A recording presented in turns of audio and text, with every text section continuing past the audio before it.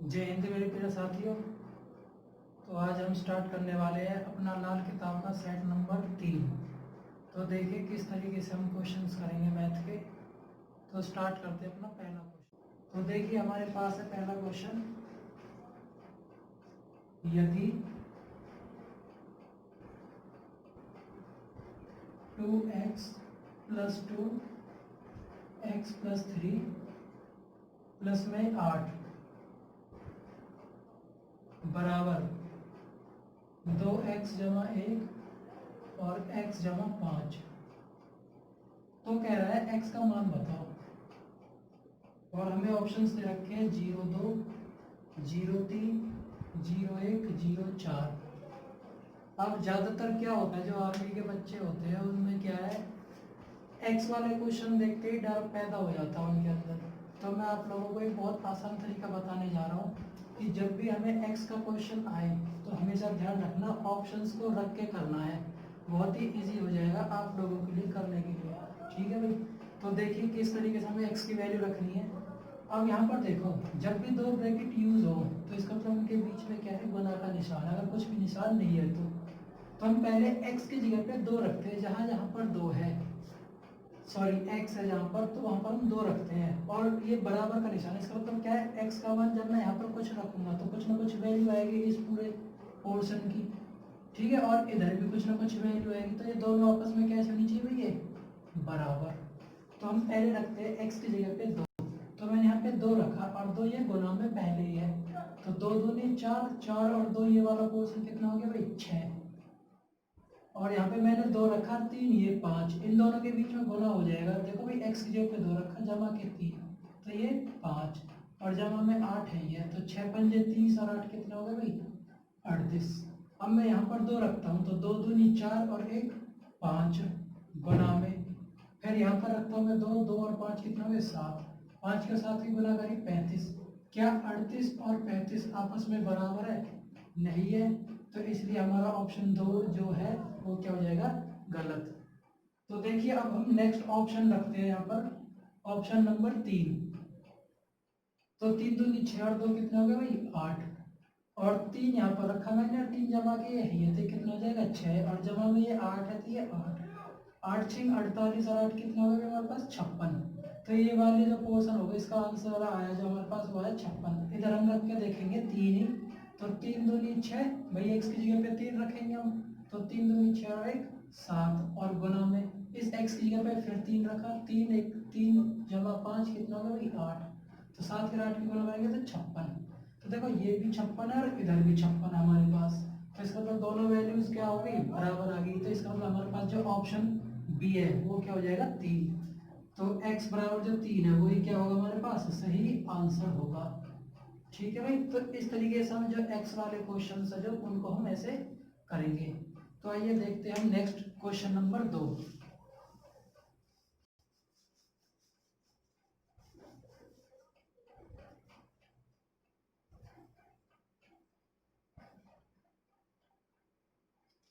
ये कह रहा है 10 किलोमीटर है जो, वो कितने मिलीमीटर होंगे। अब देखो इसमें बहुत ही आसान तरीका है, मैं आप लोगों को तो बेसिक यूनिट्स बता रहा हूँ। जो 1 किलोमीटर होता है उसमें कितने होते हैं भाई, 1000 मीटर। 1 मीटर में कितने सेंटीमीटर होते हैं, 100 सेंटीमीटर। और 1 सेंटीमीटर में कितने मिलीमीटर होते हैं भाई, 10 mm। ठीक है। अब हमें देखो ये वैल्यू दे रखी है 10, तो ये तो 10 हो गया। किलोमीटर को मीटर में बदलेंगे तो गुना में कितना हो जाएगा, ये 1000। और इस मीटर को सेंटीमीटर में बदलेंगे तो कितना हो जाएगा भाई, ये 100। और इस सेंटीमीटर को मिलीमीटर में बदलेंगे तो कितना आ जाएगा 10। तो इसका मतलब ये एक तो है, ये एक एक एक और ये एक, ये एक गुनाएंगे, 1 0 ये है, 3 ये है और 2 ये है, 1 ये है, तो 2 और 1 3 और 3 6 और 1 7। तो हम पीछे लगा देंगे भाई कितने, 7 0, या फिर हम इसको क्या लिख सकते हैं 10 की पावर 7। तो ऑप्शन जो हमारे पास सी होगा वो क्या हो जाएगा भाई, करेक्ट आंसर होगा। ठीक है। तो इस तरीके से हम इन टाइप के क्वेश्चंस को करते हैं। देखिए नेक्स्ट क्वेश्चन हम करते हैं,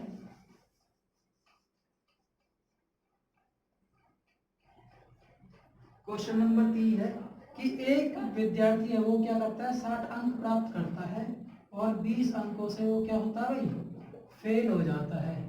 अब पास होने के लिए उसने कंडीशन दे रखी है कि 40% नंबर चाहिए। तो कह रहा है कुल अंक बताओ, क्या बताने हैं? कुल अंक। तो देखिए हम किस तरीके से करेंगे इस टाइप के क्वेश्चंस को। तो देखिए यहाँ पर हमारे पास क्या है 60 नंबर तो उसने ले रखे हैं पहले ही। अगर वो 20 नंबर और ले ले तो वो पास हो जाएगा। भाई सपोज करो आप पेपर में लेके आते हो 40 नंबर, ठीक है, और मैं कहता हूँ भाई जिन बच्चों के 50 नंबर आएंगे वो पास होंगे, तो इसका मतलब तुम्हारे 10 कम रह गए। अगर ये 10 नंबर और आ जाते तो 50 मिलकर आपके क्वेश्चन पास हो जाते, नहीं हो जाते? हो जाते बिल्कुल। तो ऐसे ही हम यहाँ पर अप्लाई करेंगे। तो देखो 60 तो उसने पहले ले रखे हैं, 20 और लेने हैं उसे, तो इसका मतलब 80 पे वो क्या हो जाएगा भाई पास हो जाएगा। और पास के लिए यहाँ पर कंडीशन कितनी रखी है 40%। तो 1% से यहाँ पे वैल्यू निकालेंगे, 40 दूनी 80, तो 1% की वैल्यू आ गई 2। तो कुल अंक हमेशा जो होते हैं वो हमेशा 100% के बराबर होता है। तो हम 100% की वैल्यू निकाल लेंगे। एक की वैल्यू 2 है तो 100 की कितनी हो जाएगी 2 गुना 100 कर देंगे, तो कुल अंक हो जाएंगे हमारे पास कितने भाई 200। और यही हमारा क्या है आंसर है। आइए नेक्स्ट क्वेश्चन स्टार्ट करते हैं।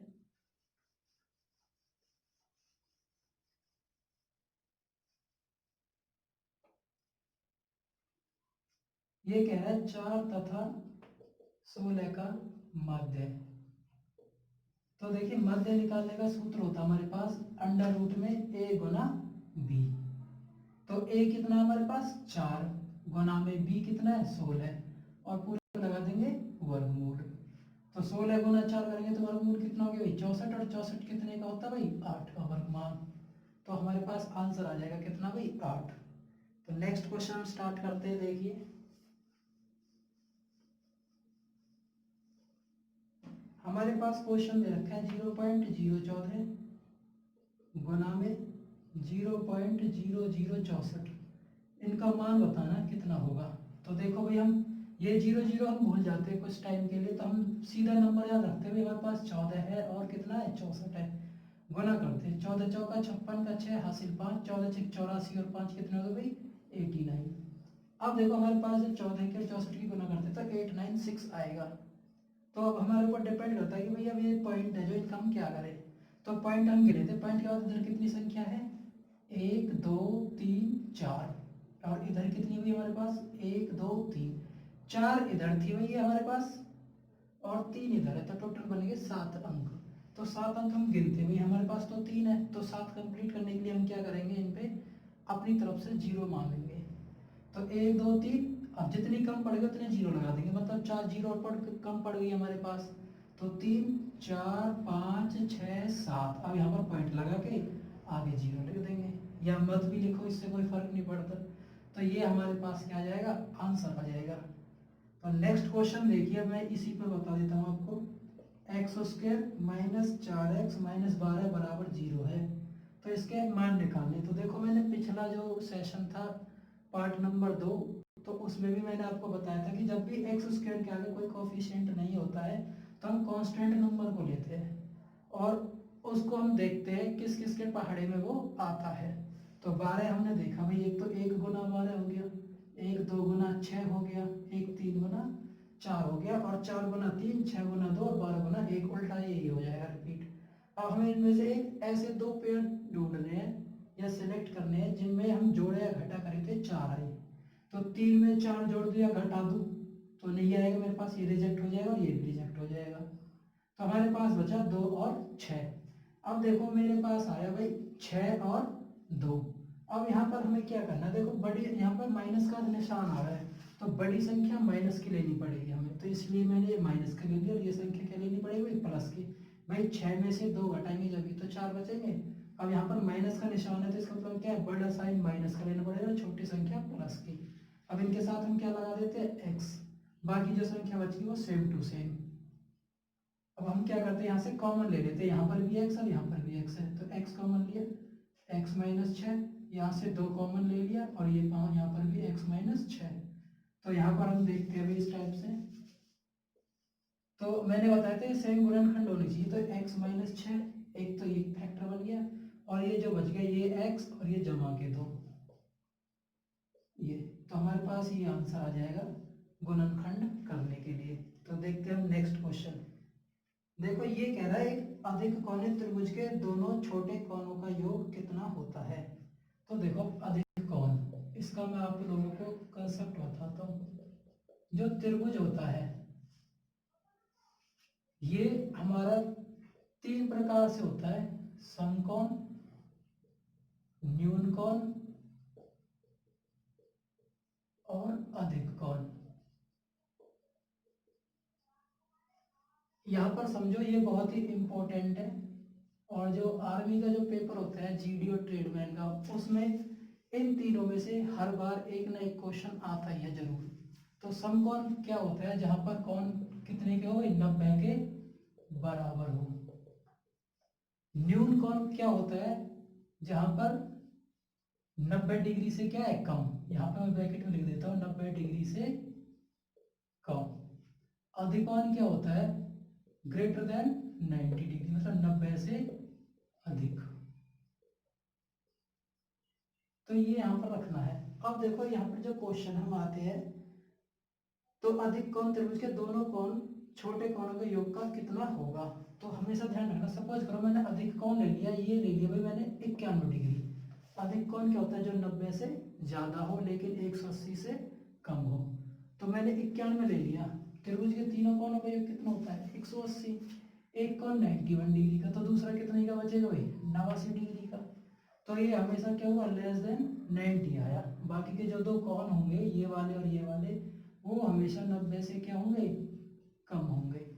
तो हम जैसे जैसे ये वैल्यू बढ़ाते जाएंगे, ये बाकी दो कोणों की जो वैल्यू वो क्या होती जाएगी, कम होती जाएगी। तो यही चीज क्वेश्चन में पूछा कि अधिक कोण में बाकी के जो दो कोण होंगे वो क्या होंगे, किसके बराबर होंगे। तो हमेशा की ध्यान रखना 90 से कम। तो ये वाला निशान हम यूज कर लेते हैं, ये लिखा हुआ है ना 90 से कम, तो ये साइन हम यूज करते हैं। ठीक है, तो ऑप्शन नंबर बी हमारा क्या हो जाएगा, सही आंसर हो जाएगा इसमें। तो देखिए हम स्टार्ट करते हैं नेक्स्ट क्वेश्चन।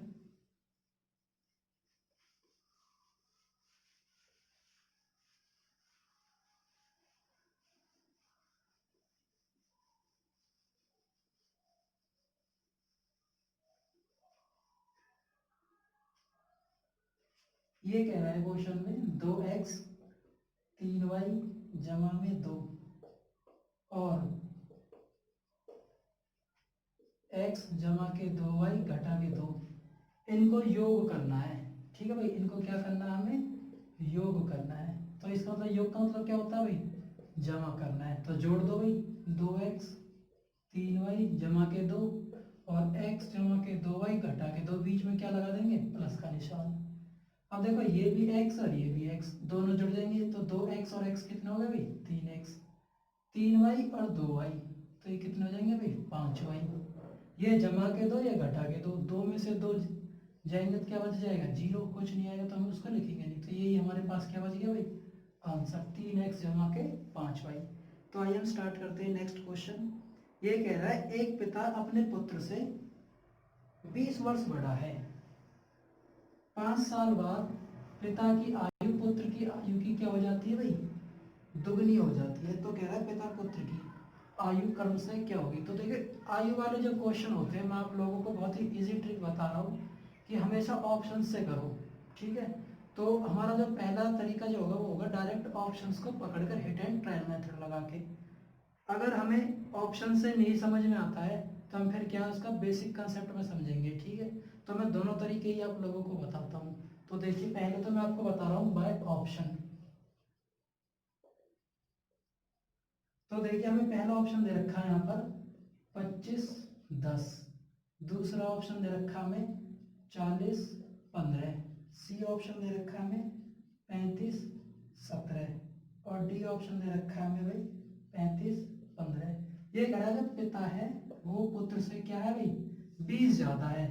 अगर सपोज करो इसकी अगर x है तो ये वैल्यू क्या हो जाएगी, x जमा 20 साल ज्यादा है, बड़ा है। अब पहले तो ऑप्शन हम जब देखते हैं तो देखो 20 का गैप, अगर पुत्र की आयु हमेशा ध्यान रखना कम होगी, पिता की ज्यादा होगी।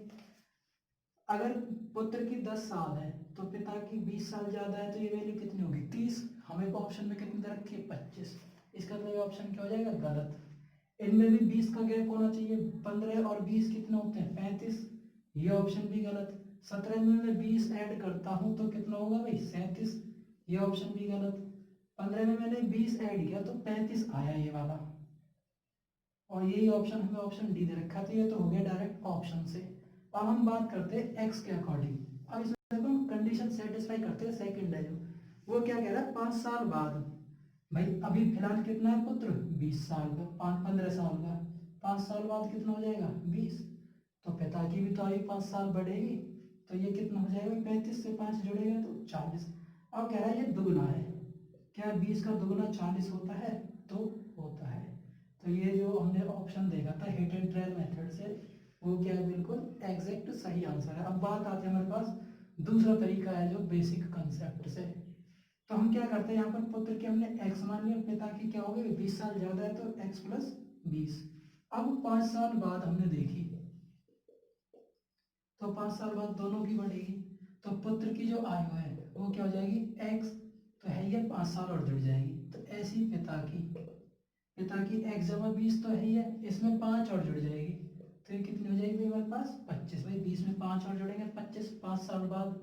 अब कह रहा है ये दुगनी है, तो दुगनी वैल्यू क्या होगी x जमा 25 और x जमा 5, पिता की दुगनी है। अगर मैं इसको पुत्र की आयु का दुगना कर देता हूँ तो ये वाली कंडीशन आपस में क्या हो जाएगी बराबर होगी। अब हम यहाँ से कंपेयर करते हैं तो x जमा 25, x की 2 से गुना करी 2x और 5 दूनी 10, इस x को मैं इधर ले गया तो 2x में से x गए तो x और 25 में से 10 गए तो 15, तो x का मान आ गया भाई हमारे पास कितना 15, और x मैंने किसकी वैल्यू मानी थी पुत्र की, तो ये तो पुत्र की आयु होगी यहाँ से 15 वर्ष, और पिता की वर्तमान हमने पूछी यहाँ पर, तो 15 जमा 20 तो कितनी हो जाएगी 35 वर्ष। यही ऑप्शन डी में हमें दे रखे हैं। तो इस तरीके से बेसिक कंसेप्ट है। तो ध्यान रखना आगे वाले जो क्वेश्चंस होंगे वो हमेशा बाय ऑप्शन से भी आप डायरेक्ट कर सकते हो। अगर आपने कंसेप्ट क्लियर है आप लोगों के तो आप फास्ट तरीके से ऐसे कर सकते हो, बाकी बेसिक तो मैंने आपको बता ही दिया है। तो स्टार्ट करते हैं नेक्स्ट क्वेश्चन।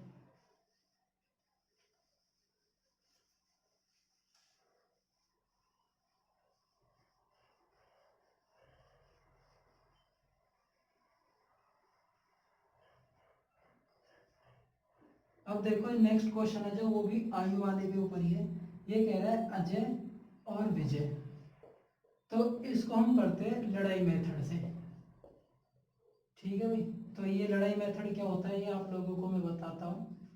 तो पहले हम इसमें क्या करते हैं, जो अनुपात हमें दिए होते हैं उनको हम लिख लेते हैं। ठीक है भाई, जैसे भी इस क्वेश्चन में अजय विजय का क्या है 3:4 है, और ये क्वेश्चन इंडियन आर्मी का जो जीडी और ट्रेडमैन और क्लर्क के जो पेपर हुए हैं अभी हाल ही में पिछले 2-3 वर्षों में, तो उनमें सबसे ज़्यादा पूछा गया है, तो बहुत ही इंपॉर्टेंट है, सेम टू सेम क्वेश्चन पूछा गया है, तो ध्यान रखना है बहुत ज़्यादा इंपॉर्टेंट क्वेश्चन है। तो देखिए अब इस टाइप के क्वेश्चंस को जो होते हैं दुगने वाले या अनुपात वाले, तो हम इस ट्रिक से हम करते हुए चलेंगे, तो बहुत ही आसान ट्रिक है, समझो एक बार। तो हम मैंने क्या बताया दोनों अनुपातों को पहले लिखना है। तो देखो पहले हमें दे रखा है 3:4, 5 साल बाद ये अनुपात कितना हो रहा है 4:5, तो रेस्पेक्टिव लिखना है, ऐसे नहीं कि 5 पहले 1 2 4 बाद में आ जाएगा। हमें शुरू में 4 रखा तो 4 रखेंगे, बाद में 5 है तो 5। ये जो रेशो हमने माना है ये कब का है वर्तमान आयु का, ये जो रेशो दे रखा है ये कब का है 5 साल बाद का।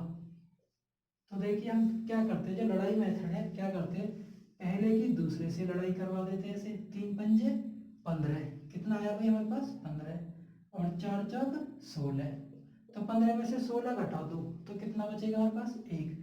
ये जो एक रेशो है ये कितने के बराबर आया हमारे पास, ये 5 साल बाद है ना, तो ये 5 5 रख देते हैं हम नीचे, 4 पंजे 20 और 5 पूरे 25, इनमें भी अंतर निकाल देंगे, तो 20 और 25 में कितने का अंतर है 5 का, तो ये 1 की वैल्यू आई 5। देखो ये 1 कहाँ से आया, जब मैंने ऊपर ऊपर वालों की गुना करी, दो अनुपात जो हमें दिए हुए हैं। अब ये 5 कहाँ से आया, हमने ये जितना साल बाद हो या पहले हो तो उसको हम दोनों कंडीशन में रखेंगे। ऐसे तो नहीं भाई एक की 5 साल बढ़ेगी दूसरे का भी तो साथ साथ में है, तो दोनों तरफ हम 5 5 ले लेंगे। यहाँ पे 8 होता तो 8 8 ले लेते, 6 है तो 6, जरूरी नहीं यहाँ पर बाद हो पहले भी हो तब भी हम सेम ही रखेंगे, सेम आर पार गुना करके जो अंतर आएगा वो हम यहाँ पर बराबर रखेंगे। तो एक की वैल्यू कितनी आ गई भाई हमारे पास यहाँ पर 5 आ गई। अब देखो इस क्वेश्चन में आपसे पूछा है विजय की वर्तमान आयु, विजय की क्या पूछी है, वर्तमान आयु। अब वर्तमान आयु को तो मैंने ऊपर मान रखा है और विजय की कितनी है यहाँ पर 4, तो एक की वैल्यू 5 है तो 4 की वैल्यू कितनी हो जाएगी, गुना में 5 कर देंगे। 4 तो भाई ये है ही है और एक की वैल्यू 5 है तो गुना में 5, तो ये कितनी आ जाएगी 20 वर्ष।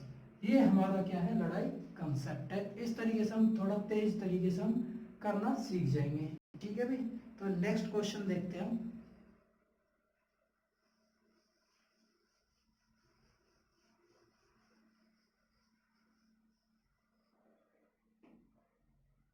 ये दे रखा है आप लोगों को 0.09 भाग में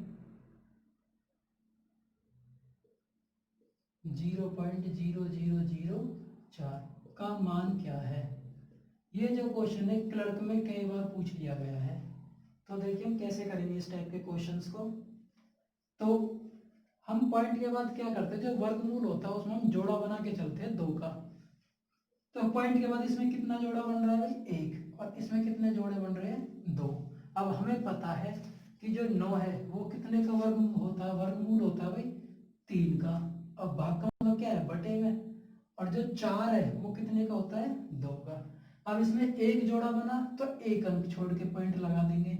इसमें 2 जोड़ा बन रहे हैं तो 2 अंक छोड़ के, एक तो यही है, एक और लगा के 0 अपनी तरफ से पॉइंट लगा देंगे, आगे 0 लिख दो इनके। तो हमारे पास जो आंसर आएगा वो कितना आएगा, 0.3 बटे में 0.02।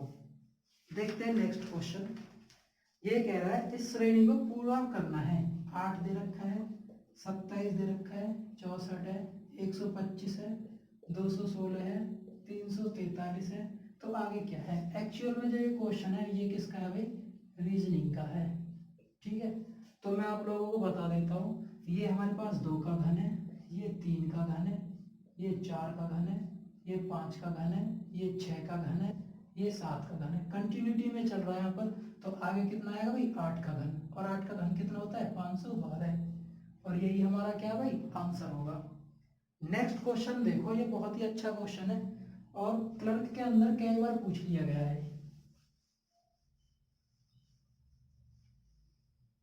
तो देखिए, तो मैं यहाँ पर आपको कुछ प्रॉपर्टीज लिखवा रहा हूँ, ये ध्यान रखना। कम्यूटेटिव लॉ जो होता है वो क्या होता है हमारे पास, ए स्टार बी बराबर होगा बी स्टार ए के।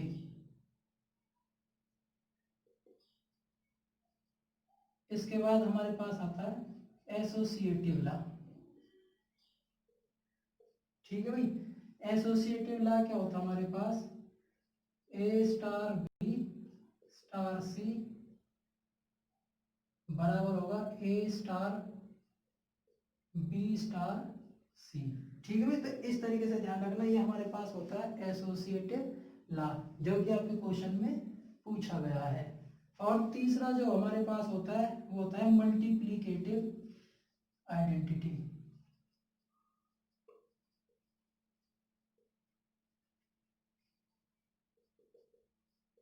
ये क्या होता है, मल्टीप्लिकेटिव आइडेंटिटी का मतलब होता है एक, या एक से हम किसी भी नंबर को हम गुना करते तो सेम ही नंबर हमारे पास क्या है आएगा। सपोज करो मैंने यहाँ पर कोई नंबर मान लिया ए, उसको गुना करूँ मैं एक से, या एक को उल्टा गुना करूँ ए से, तो हमेशा क्या देगा, ए ही देगा। तो ये प्रॉपर्टीज है जो ये तीनों ही इंपॉर्टेंट है और ये इस क्वेश्चन का आंसर है। आप लोगों से पूछा है कि ए स्टार बी स्टार सी, ए स्टार बी स्टार सी, इसको हम क्या बोलते हैं, तो क्या बोला जाता है इसको, एसोसिएटिव लॉ। तो ये क्लर्क के पेपर में पूछ लिया गया, बहुत ही इंपॉर्टेंट है, ध्यान रखना। और जिस तरीके से पूछा गया है टेक्निकल के लिए भी इम्पोर्टेंट है। ठीक है भाई, तो ये तीनों आप अपनी कॉपी में लिख लेना कहीं पर, बहुत ही ज़्यादा इंपॉर्टेंट है, कभी भी पूछा जा सकता है, तो ध्यान रखना इनका। नेक्स्ट क्वेश्चन है, एक संख्या का वर्ग खालिस्तान अंक के साथ समाप्त नहीं हो सकता। अब देखो इसमें वर्ग पूछा है। अब मैंने आप लोगों को वर्ग का एक चैप्टर अपलोड किया हुआ, प्लेलिस्ट में देख लेना, ट्रिक टू फास्ट कैलकुलेशन वाली प्लेलिस्ट में। तो वहाँ पर आप लोगों को वर्ग का पूरा कंसेप्ट समझाया गया है, वहाँ पर समझ लेना। एक बार मैं यहाँ पर भी बता देता हूँ। जब हम एक का वर्ग करते तो एक मिलता है, दो का वर्ग करते हैं तो 4, 3 का वर्ग करते हैं तो 9। हम बात कर रहे हैं खाली इकाई के अंक की, यूनिट प्लेस की। 4 का स्क्वायर 16, 5 का 25, 6 का 36, 7 का 49, 8 का 64, 9 का 81 और 10 का 100। अब हम बात करते हैं खाली इकाई अंक का। क्वेश्चन में पूछा ना कि किसी भी अंक के साथ समाप्त नहीं हो सकता। इसका इकाई अंक कितना है? 1। यहाँ पर 4, 9, 6, 5, 6, 9, 4, 1, 0। तो हमेशा ध्यान रखना, यहाँ पर मैं बता रहा हूँ इकाई अंक नहीं होगा,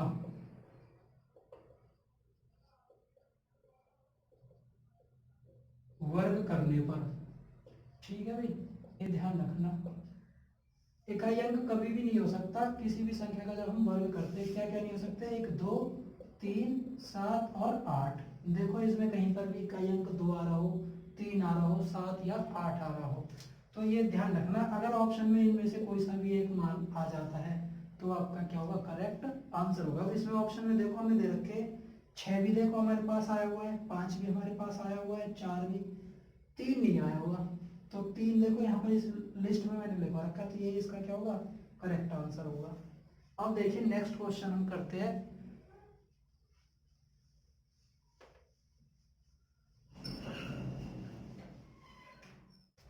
नौ आदमी किसी काम को 25 दिन में करते हैं, तो उस काम को 15 आदमी कितने दिन में पूरा करेंगे? तो देखिए 9, इसको हम करते हैं MDH फॉर्मूले से। यहाँ पर पहली कंडीशन, यहाँ पर दूसरी कंडीशन। तो शुरू में देखो हमें M का मतलब होता है आदमी, D का मतलब दिन और H का मतलब घंटे। यहाँ पर M2 का मतलब दूसरी कंडीशन में कितने आदमी, दिन और घंटे दिए हुए हैं। तो शुरू में 9 आदमी है तो ये 9, दिनों की संख्या दे रखी 25, घंटे हमें देने रखे तो छोड़ दो बराबर। अब दूसरी कंडीशन कह रहा 15 आदमी कितने दिन में करेंगे, तो ये D2 हम मान लेते। अब देखो ये चीज इधर गुना में लिखी हुई है, जब हम इधर लेके जाएंगे बराबर के इस साइड पर तो ये क्या हो जाएगी? भाग। तो ये भाग, तो 5 से काट लेते, 5 पूरे 25, 5 तिया 15, 3 तिया 9। तो D2 की वैल्यू आ जाएगी कितने हमारे पास? 15 दिन। और यही हमारा क्या होगा? आंसर। तो आज के सेशन के लिए बस इतना ही। जय हिंद, जय भारत।